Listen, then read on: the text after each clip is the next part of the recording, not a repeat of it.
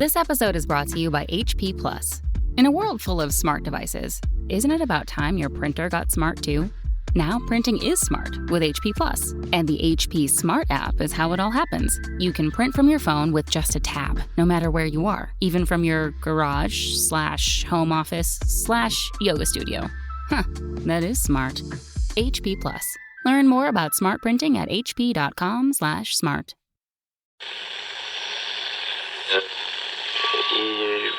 Empire.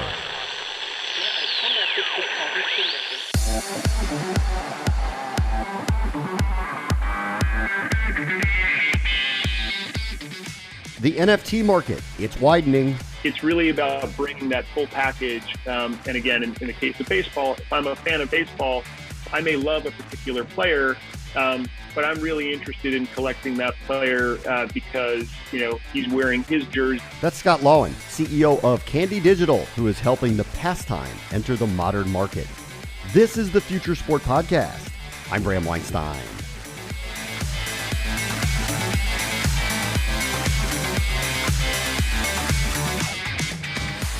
The pandemic opened up the collectible marketplace in ways few could have seen coming.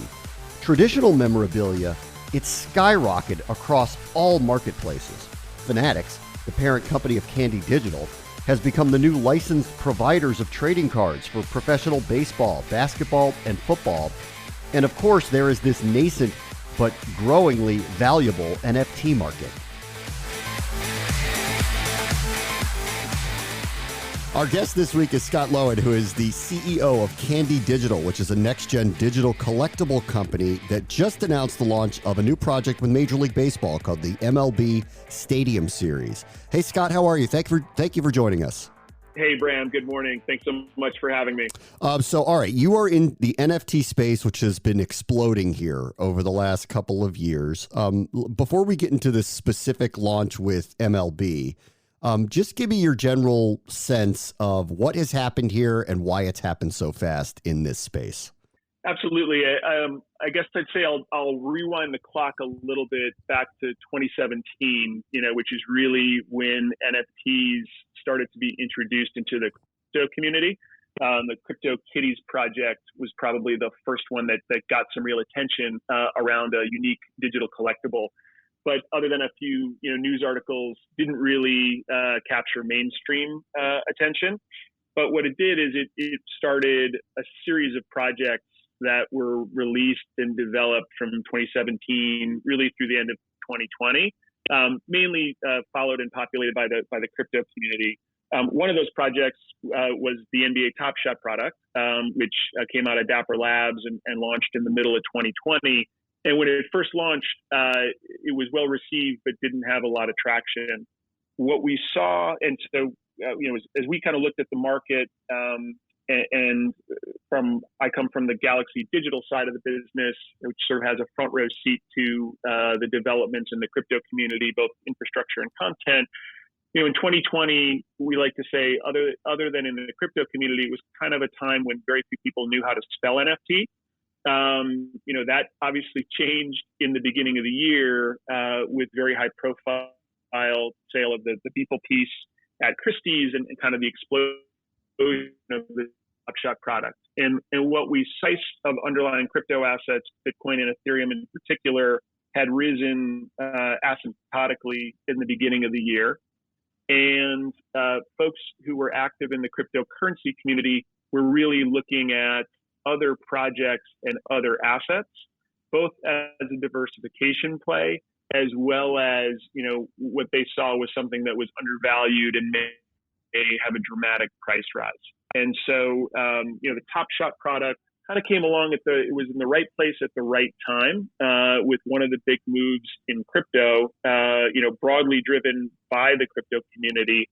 But I think from our perspective, what it did prove is that sports in many ways is kind of a gateway drug for mass market to start to pay attention to these assets. And so what we did see in the beginning of the year was folks who hadn't been active in cryptocurrencies, but loved sports and loved basketball, taking a look at this product and saying, okay, one, what's an NFT, and then two, how do I collect this, and three, what does it mean over time, whether from a money making perspective or from a collective perspective. I'm curious, just your perspective of right now.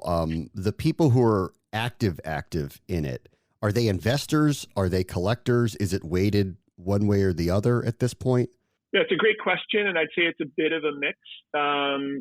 We think about the market in kind of three different tiers. There's the crypto community who are very passionate about cryptocurrency and decentralized finance, and big believers that we're sort of moving to a decentralized world of digital asset ownership.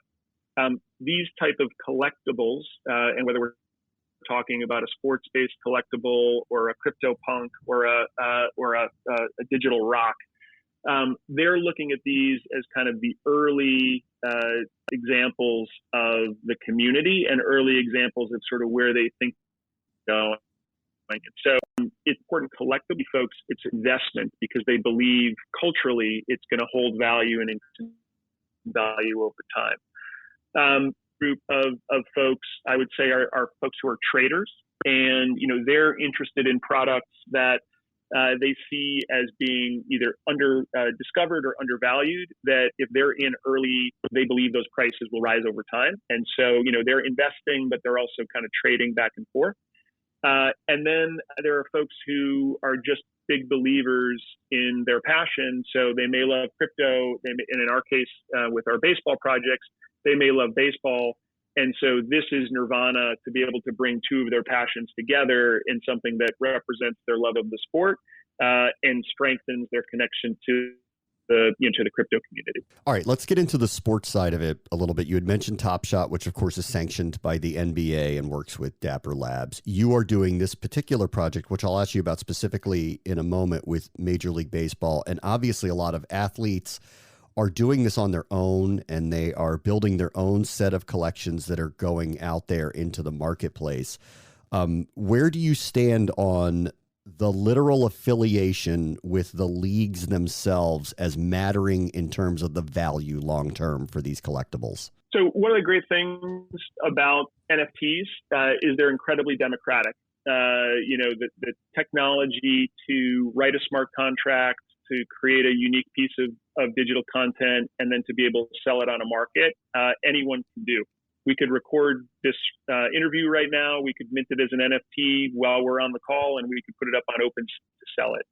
Probably wouldn't get a whole lot of bids in the secondary market, right? But we could do that as creators. Yeah, don't sell a short, Scott. Don't sell a short. You don't know. You don't know the answer to that. Yeah, maybe this will be a Jack Dorsey moment, 10 years in the future. But many of the individual athletes are taking advantage of that and creating assets without league and team marks that they're selling to their fans. And there are absolutely buyers who are interested in that. Our view and our approach to the space, however, is as we sort of look into the future, is that utilizing authentic and officially licensed marks to create these assets are really what will distinguish these digital products that will hold and increase value over time.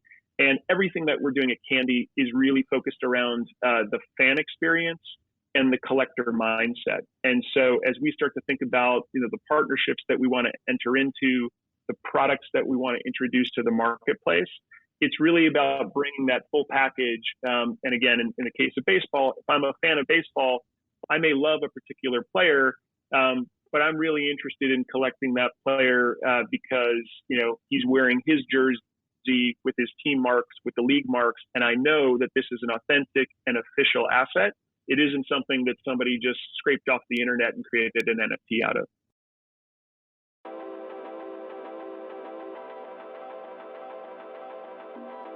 What do fans and collectors tell you they want when you're building an NFT for them? What do they want? Yeah, it's a great question. I think everyone wants something different. We've got a really active Discord community. Welcome. I would invite folks to join our Discord and become part of the discussion because it's a really active and supportive community. And one of the great things about that is we get a lot of feedback from fans on what they're looking for. I think I'll answer it generically and then I'll give you some specifics. I think generically what people are looking for are assets that have meaning and emotional connection, right? And this is kind of how we think about the space, which is being a fan is about your identity. It's about being a member of your tribe who follows, a particular team or follows a particular athlete. And it's connecting back to that community. And so what we hear from the followers of Candy and from our early adopters, is that one, they want more, right? They want more things around baseball that connect them to the team, or become things that they can display with their friends, that they can hold on to, and tell their story as a fan.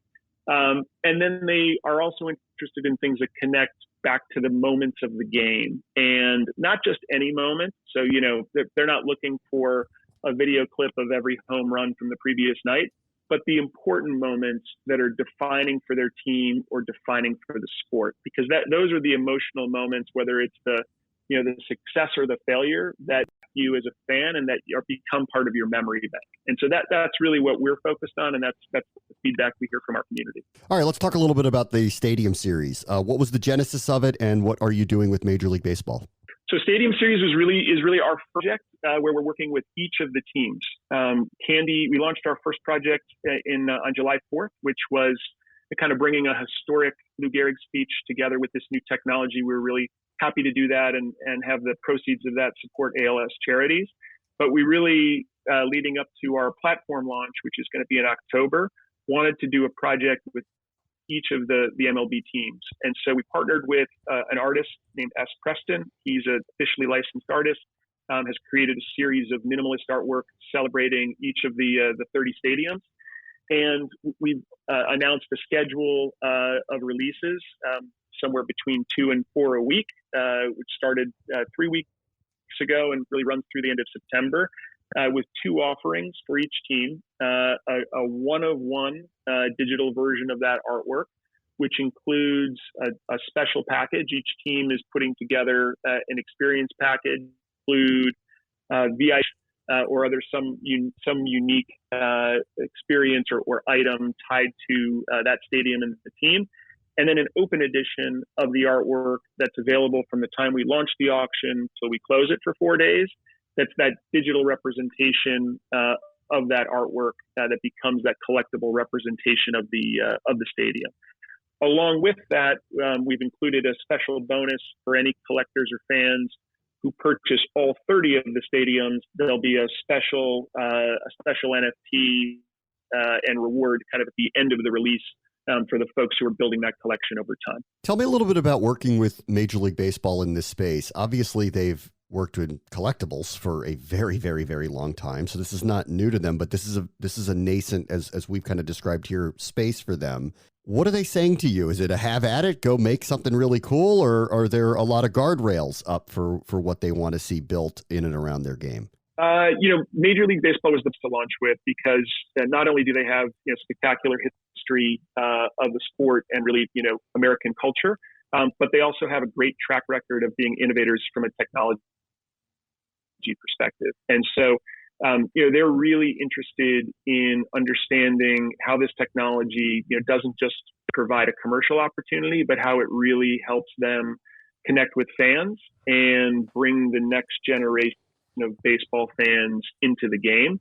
That said, they've got a really important brand, and they want to make sure that the way that we approach the marketplace is one that's sustainable and builds on the momentum of bringing more and more folks into this digital space who are traditional fans. And so it's really been a great partnership for us, where we present them ideas on how we see product and product development. They come to us with feedback from the teams and from folks in the organization. And so I'd call it kind of a true partnership as we build this new business together. This may be a leap too far, but I've talked to others in this space, and I'm just curious, as you kind of view all of this and you're in this collectible space, the old-fashioned way of going to a game, I would get a ticket and then I'd go in there and then I'd probably buy something from a store and walk out of there either for me or my kid or whatever as a memento of the day. Now the tickets on my phone, we're doing everything in the stadium digitally. And I do think, and others have said this, and I wonder where you are on it, that a digital collectible potentially could be created and sold on site from the moments that you have. Do you see that as something in the near term? Absolutely. We're big believers that for digital assets to have meaning, they really need to connect back to the fan experience. And so we are creating specific assets and specific experiences that only would be available if you're at the game, if you're at the stadium, or watching the game at home or in the bar with your friends. So really connecting you back to and rewarding you for that participation in the sport. The other thing that we think is really important is with our partner and our majority owner, Fanatics, is connecting digital assets and physical assets together. And so, it doesn't have to be a decision between, hey, I'm either going to buy the baseball hat to commemorate my trip to the stadium, or I'm going to buy the NFT of that spectacular play. Those two things could be linked together as well.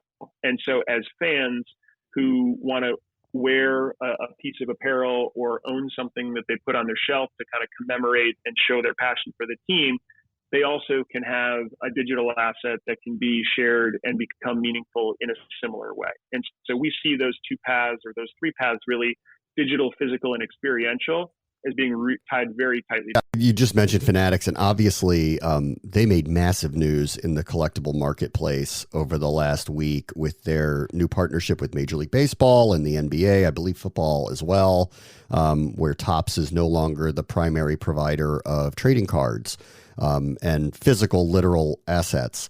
Can you just give me a sense of what the reaction has been in your world and in the reaction in general to what has been a major landscape change in the collectible marketplace?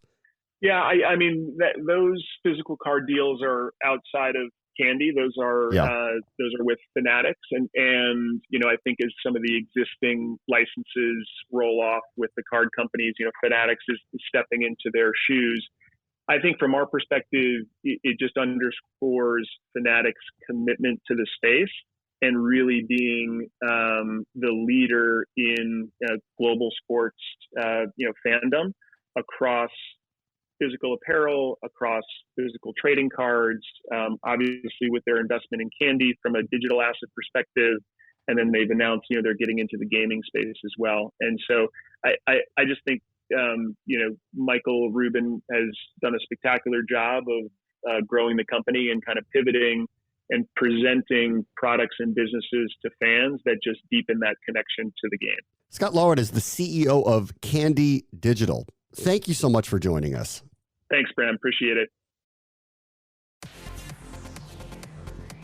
On the next Future Sport podcast, finding the right fit for your college career. It's got a next level platform. The athletes themselves, once they start to think about, okay, what is the vision that I have? And that's something that they can do with their coaches. They can talk about, like, what do we think we want to do here? Let's put together a plan. But ultimately, when they find a school that has the right size, that has the right geographic location, that has the right major, then it's all about really learning about the dynamics of that team, this coaching staff. That's Brenton Sullivan, founder of Field Level, who created a LinkedIn for coaches and athletes to find each other. That will do it for this episode.